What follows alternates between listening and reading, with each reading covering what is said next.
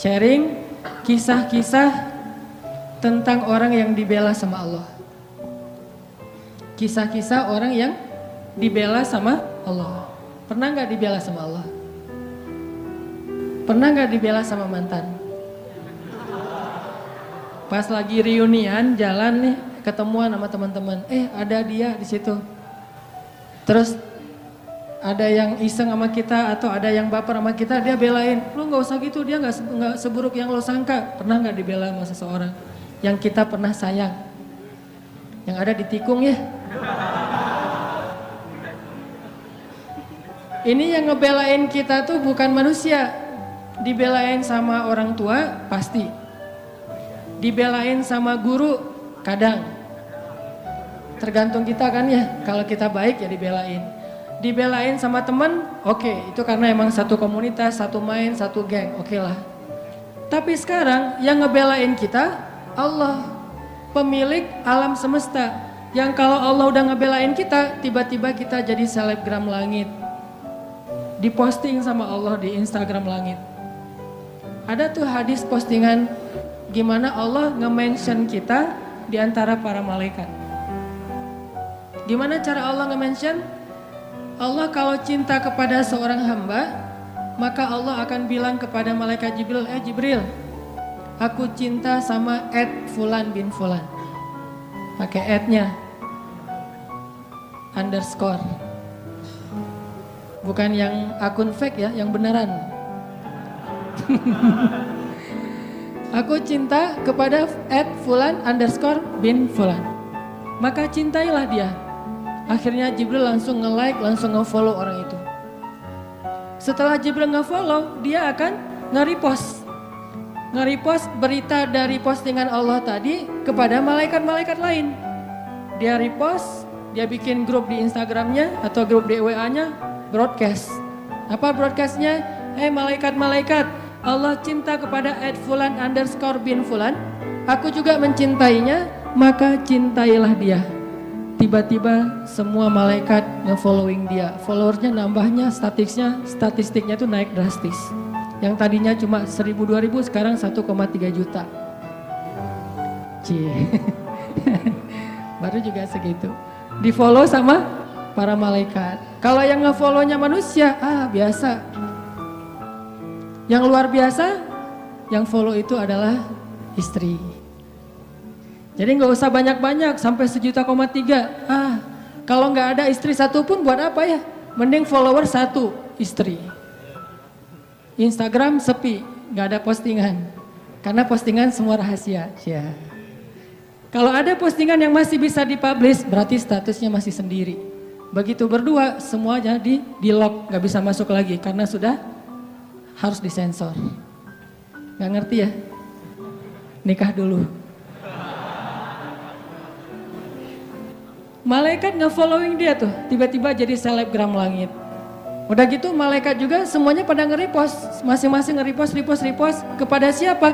Kepada makhluk yang berada dalam tanggungan atau kerjaan malaikat. Malaikat di laut akan bilang kepada semua ikan, sesungguhnya Allah mencintai Fulan underscore bin Fulan. Jibril juga mencintainya. Malaikat juga mencintainya, maka cintailah dia. Sehingga tiba-tiba seluruh hamba Allah Subhanahu wa Ta'ala kecuali jin ataupun syaitan, semuanya akan nge-follow dia dan mendoakan dia dengan doa-doa yang baik. Bahasa sosmednya semuanya bakalan nge-like. Ini orang yang dibela sama Allah. Nah, pengen gak teman-teman jadi orang yang dibela sama Allah? Dibela sama teman kan kita merasa bahagia banget ya. Oh ternyata dia bela gua gitu. Gimana yang ngebelanya? Allah. Ketika kita punya masalah sama seseorang, Allah yang akan ngedukung kita. Kata Allah, aku sama dia deh, gak sama kamu. Kita datang ke calon mertua.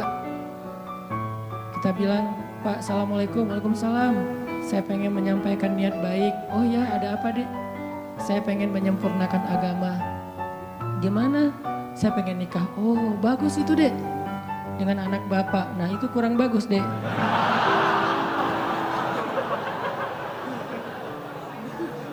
Ditolak nih mentah-mentah. Allah yang akan bela kita. Pulang, ya Allah dia nolak saya. Engkau maha melihat, Engkau maha mengetahui. Bolak-balikanlah hatinya. Malam mimpi mau jatuh ke dalam jurang, tiba-tiba ada tangan yang narik dia pas ngelihat wajah kita. Saya lagi senyum gitu. Masya Allah, berarti dia yang menyelamatkan saya nanti di akhirat. Pagi-pagi kepoin, mana nih anak yang kemarin datang, cari. Akhirnya calon mertua sendiri yang datang ngelamar kita, bayangin. Pernah nggak ngalamin kayak gitu? Sama, saya juga belum. Bisa nggak kayak gitu tuh? Ternyata ada orang yang kayak gitu. Allah yang menikahkan dia, bukan mertuanya. Dan mertuanya masih bingung, tapi Allah sudah mantap. Siapa yang kayak gitu? Ali dengan Fatimah. Sebelum Nabi menikahkan Ali dengan Fatimah, Allah sudah menikahkan Ali dengan Fatimah di langit. Itu kata Nabi. Wahai Ali, berbahagialah sebelum aku nikahkan engkau, sesungguhnya Allah dan Allah sudah menikahkan kamu dan Fatimah di langit. Jadi walaupun calon mertua masih bilang enggak, Allah udah bilang iya. Akhirnya enggak ada yang bisa bilang mengatakan tidak. Kun fayakun. Apa yang Allah kehendaki pasti akan terjadi. Enggak mungkin meleset. Kalau kita baca cerita gimana Ali sama Fatimah, nih sharing cerita pertama. Ali itu sebetulnya ada hati sama Fatimah. Udah lama nih dikecengin nih Fatimah. Dari sejak kecil udah bareng kan, main bareng, petak umpet bareng, pokoknya masak-masakan bareng. Kalau anak kecil zaman dulu kan main jadi suami istri, bapak ibu gitu ya, naik motor-motoran berdua, padahal adik kakak atau sepupuan. Fatimah sama Ali itu sepupuan, dari kecil juga Ali udah ngecengin Fatimah, cuman kan Ali orang yang terhormat. Setelah dia balik, Fatimah udah balik, udah nggak mau lagi ngeliat-liat. Kalau waktu kecil biasalah anak kecil juga main, Fatimah, Ali gitu. Akhirnya pas udah usia remaja, Ali mulai makin yakin, makin tertarik sama Fatimah, cuman gak pede. Siapalah saya, kata Ali, cuman anak orang miskin yang numpang tinggal di rumah Fatimah. Kan Ali dari kecil tinggalnya di rumah Fatimah, di rumah Khadijah. Sedangkan Khadijah orang kaya, soalnya Abu Thalib itu miskin, anaknya banyak. Saking banyaknya gak sanggup ngurus, yang paling kecil dikasih kepada Rasul dan Khadijah disuruh rawat. Siapalah saya, kata Ali, saya cuma numpang di rumah Fatimah, gak selevel lah. Jadi saya gak mau berandai-andai, walaupun hati gak bisa bohong kan, pengen sih tapi gak berani difikirkan. Saya nggak berani berandai-andai. Kata teman-teman yang segeng sama Ali tuh, yang suka main sama Ali, udah Ali coba dulu, siapa tahu berhasil. Kan kalau kita belum coba belum tahu. Udahlah nggak usah bahas yang kayak gitu lagi, jadi baper kalau bahasa kita mah ya. Lagi mikir Fatimah pengen datang, lagi nabung, lagi usaha gitu biar bisa bayar mahar. Tiba-tiba dapat berita yang bikin hati langsung yang bikin Ali langsung patah hati gitu. Baper berat. Apa beritanya? Abu Bakar datang melamar Fatimah. Ini berat nih saingannya, Abu Bakar. Buat Allah membolak-balikan hati itu lebih gampang dari kita ngebolak-balikin tangan kita. Gampang banget nih. Jadi nggak ada yang di mata Allah atau dalam persepsi Allah ada hati yang kayaknya nih susah banget nih dibolak-balik. Jadi kamu mending nggak usah ke situ lagi deh. Saya juga kewalahan ngebolak-balik hati dia. Enggak, mudah. Terus kenapa ada yang dibiarkan, ada yang dibalikan hatinya? Karena ada yang pantas, ada yang tidak pantas. Jika kita sudah punya kepantasan, Allah akan balikan hati kita kepada kebaikan. Allahumma habbib ilainal iman wa zayyinhu fi qulubina wa karrih ilainal kufra wal fusuqa wal isyan waj'alna minar rasyidin. Hafal doa itu? Nanti cari di YouTube lah ya. Ya Allah, jadikan kami cinta kepada amal soleh dan jadikan rasa cinta itu indah di dalam hati kami. Jadikan kami benci kepada dosa dan jadikan kami termasuk orang-orang yang mendapat petunjuk. Allah bolak-balikan. Gitu juga dengan hati calon mertua. Gimana pun dia ngeblok, nggak boleh masuk lah, gerbangnya digembok segala macam. Cuma gerbang. Mau 1000 lapis gerbang, kalau hatinya dibalikin, hilang semuanya tuh. Gampang banget kan? Buktinya malam ini nih. Allah membolak-balikan hati kita. Yang tadinya punya macam-macam rencana pada malam minggu, akhirnya Allah balikan hatinya, udah ke Masjid Agung aja deh. Bukan karena saya, bukan karena pemuda hijrah, bukan karena teman-teman panitia, tapi karena Allah mengikat hati kita, mengarahkan hati kita untuk bisa datang ke masjid. Sehingga ribuan anak muda tiba-tiba memakmurkan dan meramaikan majelis ilmu. Kalau di ribuan orang aja bisa Allah bolak-balikan hatinya, apalagi cuma satu orang. Ya, ada berapa ribu sekarang? 15 ribu? Lebih nih Masjid Agung ini daya tampungnya berapa? 10 ribu ya? Sampai keluar. Berarti sekitar 20 ribu. Ini benar-benar sesuai dengan yang dulu banget saya harapin 2 tahun yang lalu bisa ngalahin Tomorrowland. Minimal DWP lah ya. Bisa ngalahin DWP atau kalau bisa Tomorrowland. Saya pernah kemarin tuh acara taklim di Pekanbaru, Anur, yang datang sekitar 25 ribu anak muda di depan masjid penuh. Malam yang sama ada acara juga di mall, tapi acaranya sepi, yang taklimnya rame. Masya Allah, habis itu baru ke mall. Tetap aja sama-sama rame. Intinya teman-teman mudah buat Allah, sama kayak Allah membolak-balikan hati Nabi Muhammad, mertuanya Ali bin Abi Thalib. Padahal udah yang datang itu kurang keren apa coba? Abu Bakar.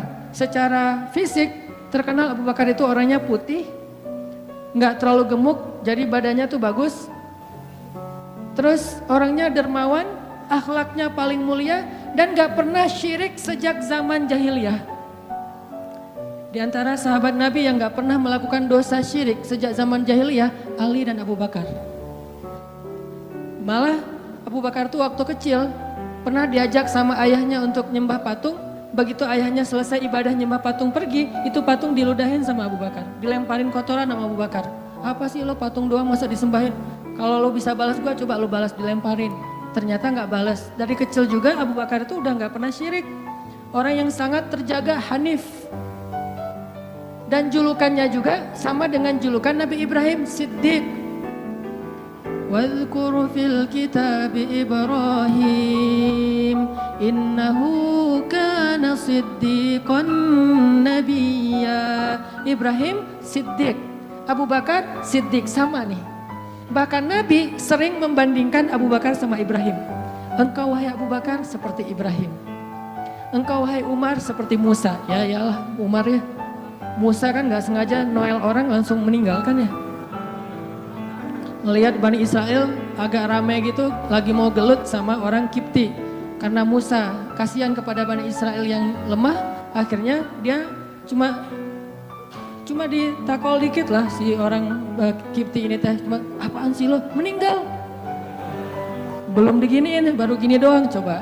Jadi kalau dulu ada ultimate fight, kayaknya Musa tuh juara bertahan tuh. Nah kalau di zaman Nabi, orang kayak Musa, Umar. Jawara, Quraisy. Kalau ada yang macam-macam sama Umar, lo berani sama gua. Nih lo lihat nih. Nggak ada yang berani sama Umar. Kalau lo pengen istri lo jadi janda, anak lo jadi yatim, lo tunggu gua di belakang gedung itu. Gedung, bukit. Gak ada gedung dulu teh. Gak ada yang berani nungguin Umar. Lancar aja tuh hijrahnya. Artinya Abu Bakar tuh sering dibandingkan kayak Ibrahim. Terus dengan Nabi akrab banget tuh Abu Bakar. Jadi kayak soulmate-an berdua tuh. Belum dapat risalah Islam juga, Nabi itu kalau jalan sama Abu Bakar jalan yuk kemana, ngopi kalau bahasa kita teh, ngopi sama Abu Bakar berdua. Dari zaman sebelum Islam juga Nabi itu dalam tanda petik udah sering ngopinya sama Abu Bakar. Coba enak gak nolak temen ngopi kita? Agak susah kan, dia ngajak kemana, gak enak kan nolaknya, yaudah gue datang gitu. Ali ngerasa, wah nih yang datang nih saingan berat nih. Pernah bersaing dengan orang kayak gini? Pernah, cuman sering kalah. Gak ada saingan juga masih ditolak ya, apalagi ada saingan. Nah itu mah saya banget, bukan teman-teman. Udah biasa ditolak, pada akhirnya diterima juga. Karena saya gak mau menyerah. Datang Abu Bakar, mau ngelamar Fatimah. Ali pas tahu berita itu, ya udahlah berarti pupus harapan. Hashtagnya berhenti aja. Udah gak bisa ngapa-ngapain. Tidak lama kemudian setelah Abu Bakar lama di rumah Nabi terus pulang, Ali merhatiin wajah Abu Bakar nih, wajah diterima atau wajah ditolak nih. Ternyata dapat kabar Abu Bakar ditolak sama Nabi. Yes, kata Ali. Abu Bakar ditolak sama Nabi. Cuman sisi lain, Ali makin gak pede. Kalau Abu Bakar aja ditolak, siapa saya? Bahkan lebih ditolak lagi. Jangan-jangan belum sampai di pintu juga, udah Ali pulang aja deh. Abu Bakar aja ditolak. Yang kurang apa coba? Akhlak luar biasa, agama terbaik. Bahkan umat Islam paling baik imannya tuh. Dan amal solehnya Abu Bakar, gak ada tandingan lah. Mau ngelihat surganya di akhirat, orang kaya di dunia dan kaya di akhirat tuh Abu Bakar tuh. Ada orang yang di dunia miskin, di akhirat kaya. Di akhirat miskin, di dunia kaya. Kalau Abu Bakar, dunia akhirat kaya. Surganya Abu Bakar tuh dikelilingin sama Jibril. Jadi Jibril lagi pengen ngukur surganya Abu Bakar, terbang setahun. Udah setahun terbang, itu baru di pinggirnya surga Abu Bakar. Belum sampai ke tengah. Padahal Jibril itu kecepatannya lebih tinggi daripada kecepatan cahaya. Bayangin, udah setahun perjalanan cahaya baru di pinggir surganya Abu Bakar. Belum juga masuk, belum sampai ke alun-alunnya surga Abu Bakar. Baru juga perbatasan coba. Kurang apa Abu Bakar? Ditolak sama Nabi. Duh, makin gak pede, kata Ali. Cuma gak pakai bukan orang Sunda soalnya. Gak lama kemudian datang lagi. Cowok keren, jawara Mekah, Umar datang. Assalamualaikum. Suaranya agak-agak gitulah. Walaupun susah nirunya, cempreng soalnya. Assalamualaikum, waalaikumsalam kata Nabi datang. Pas diintip sama Ali, tanya-tanya ke teman-temannya, ada berita apa nih trending topik. Ternyata trending topik di Twitter, Umar melamar Fatimah. Wah rame lagi viral di mana-mana. Makin, saingannya berat-berat gini gak ada yang di bawah saya gitu yang datang, biar saya agak-agak pede gitu. Ternyata Umar pulang juga ditolak lagi sama Nabi. Ali yes tapi tuh gimana ya kalau Umar aja ditolak yang paling kuat bisa menjaga Fatimah banget kan. Kalau ada apa-apa Fatimah tenang aja ada gua. Naik motor berdua sama Umar gitu kan zaman kita mah ya. Sengaja gak bawa jas hujan. Kalau udah hujan buka baju kasih ke ceweknya. Gak pakai baju memotoran. Cowok banget lah itu mah ya. Pulang-pulang sampai ke rumah minum antangin. Umar tuh jawaranya, Nabi kan pasti tenang banget ngasih anak ke orang kayak Umar. Keluar dia singa, di dalam dia kucing Anggora. Maksudnya apa? Dia tuh gak pernah kasar sama istrinya, walaupun dia keras kepada musuhnya. Kalau dimarahin istrinya, diem aja. Udah selesai dimarahin, ya udah pergi nyari teman. Mau curhat habis dimarahin istri, pergi ke rumah Nabi. Pas di depan rumah Nabi kedengaran dari dalam, Nabi juga lagi dimarahin istrinya. Nabi juga diem aja. Ini teladan orang-orang soleh. Jadi yang keren tuh bukan yang gampang marahin istri, tapi yang gampang dimarahin istri. Setuju yang di atas? Cowok keren itu bukan yang gampang marahin istri, tapi yang gampang dimarahin istri. Bah, ya mah. Di dalam rumah tuh, ya mah. Di luar, apa lo? Tuh cowok keren tuh. Pas Nabi keluar, ada Umar. Ya Rasulullah, Umar gak mau ngebahas, gak mau komen lah. Daripada komentar di blog kan, diam aja deh gitu. Udah selesai jalan sama Umar. Umar nanya, ya Rasul saya tadi habis dimarahin istri. Mau ngajak Rasul ngopi, curhat, Nabi juga lagi dimarahin. Kata Nabi, bagaimanapun dialah yang mengurus rumah. Dia yang mengurus aku, keluargaku. Nabi nyebutin kebaikan-kebaikan istri. Gak mau nyebutin, dasar emang perempuan emang kayak gitu ya. Saya tuh Nabi loh, masa Nabi dimarahin? Kamu paham gak sih perasaan aku? Gitu. Gak, Nabi gak ngomong kayak gitu. Nabi cuma membicarakan kebaikan istrinya. Umar yang datang ditolak. Akhirnya Ali udahlah, mau kayak gini mah kayaknya udah gak mungkin deh. Abu Bakar ditolak, Umar ditolak, berarti ada standar di atas mereka berdua. Yang kaya raya ditolak, yang paling eksis berpengaruh, jawara ditolak. Nah saya gak punya dua-duanya. Masih kecil soalnya, nanti kalau dia udah dewasa, Ali emang jawara juga tuh. Malah gladiatornya Nabi kan, ketika orang gak berani menantang seorang musuh, Ali yang berani. Saya Rasulullah, Ali itu.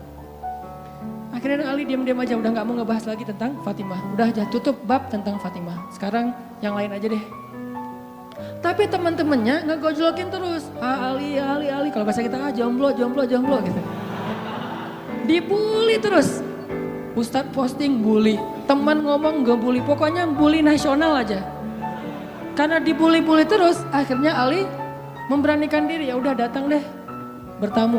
Pokoknya malam ini diterima, ditolak, walaupun kemungkinan besar ditolak, saya harus datang dulu nih sama Nabi. Beraniin diri, gak usah majang mikir, datang.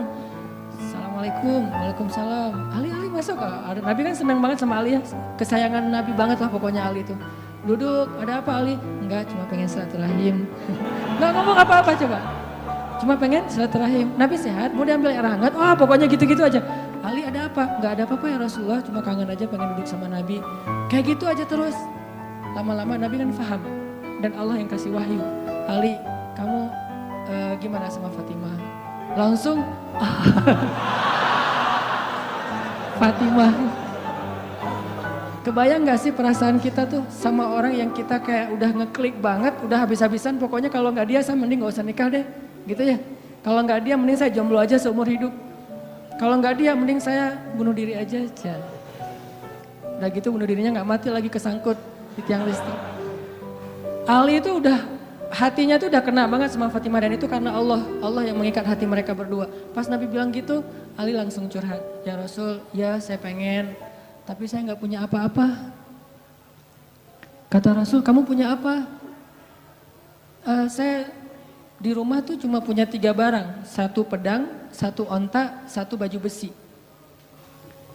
Nggak punya emas, nggak punya apapun. Kata Nabi, kalau pedang kamu butuh untuk berperang. Onta kamu butuh untuk mengangkut air. Ya udah deh baju besi aja, bawa ke sini baju besinya. Untuk jadi mahar buat Fatimah. Beneran Rasul baju besi? Itu bajunya besi loh Rasulullah, bukan yang tangan kayak gitu apa cincin. Gak apa-apa kata Rasulullah. Keluar Ali, Allahu Akbar, Allahu Akbar. Orang-orang pada heboh. Langsung muncul lagi trending topik hashtag Ali diterima. Coba, kata Nabi, wahai Ali, bergembiralah, berbahagialah. Sesungguhnya sebelum aku menerima kamu, Allah sudah menikahkan kamu dengan Fatimah di langit. Ini orang yang dibela sama Allah. Apa rahasianya? Rahasianya satu teman-teman. Coba teman-teman buka surat Fussilat, surat 41 ayat 30. Itulah rahasianya. Surat Fussilat, surat 41 ayat 30. Nih, kita baca ya dikit lagi. Surat Fussilat, surat 41 ayat 30. Bismillahirrahmanirrahim. Mangga.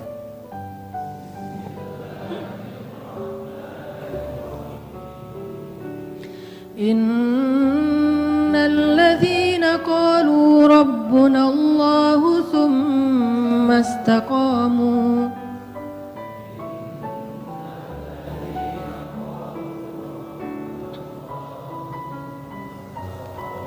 تتنزل عليهم الملائكة ألا تخافوا ولا تحزنوا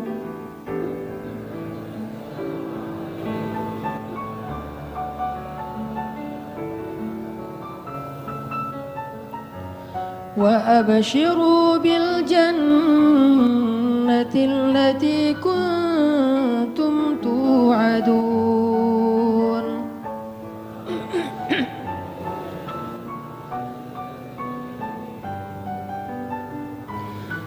نحن أولياؤكم في الحياة الدنيا وفي الآخرة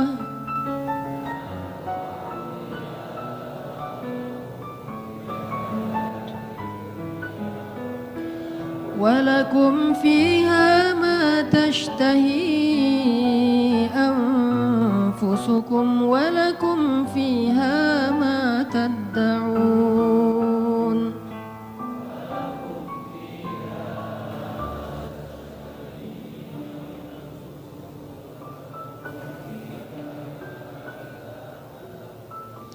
Sesungguhnya orang-orang yang berkata Rob kami adalah Allah, kemudian mereka berkomitmen istiqomah, maka turunlah kepada mereka malaikat-malaikat secara berbondong-bondong dan mengatakan janganlah kalian takut, janganlah kalian khawatir, bergembiralah dengan surga yang telah dipersiapkan untuk kalian semua.